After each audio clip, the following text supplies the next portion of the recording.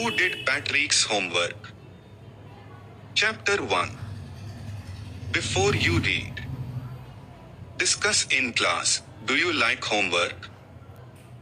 Do you do it yourself or do you get help? What homework do you usually have? 1. Patrick never did homework. Too boring, he said.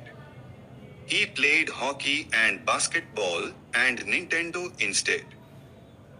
His teachers told him, Patrick, do your homework or you won't learn a thing.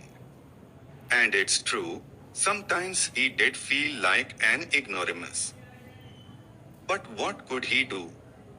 He hated homework. 2. Then one day he found his cat playing with a little doll, and he grabbed it away. To his surprise, it wasn't a doll at all, but a man of the tiniest size. He had a little wool shirt with old-fashioned breeches and a high tall hat much like a witch's. He yelled, "Save me! Don't give me back to that cat. I will grant you a wish, I promise you that." 3. Patrick couldn't believe how lucky he was.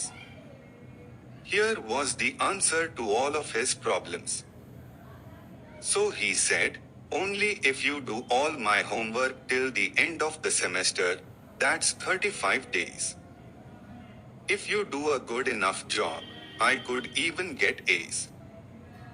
4. The little man's face wrinkled like a dishcloth thrown in the hamper. He kicked his legs and doubled his fists, and he grimaced and scowled and pursed his lips. Oh, am I cursed? But I will do it. 5. And true to his word, that little elf began to do Patrick's homework. Except there was one glitch. The elf didn't always know what to do and he needed help. Help me. Help me, he'd say. And Patrick would have to help, in whatever way. I don't know this word, the elf squeaked while reading Patrick's homework. Get me a dictionary. No, what's even better, look up the word and sound it out by each letter. 6. When it came to maths, Patrick was out of luck. What are times tables? The elf shrieked. We elves never need that. And addition and subtraction and division and fractions? Here, sit down beside me, you simply must guide me. Elves know nothing of human history, to them it's a mystery. So the little elf, already a shouter, just got louder. Go to the library, I need books. More and more books. And you can help me read them too.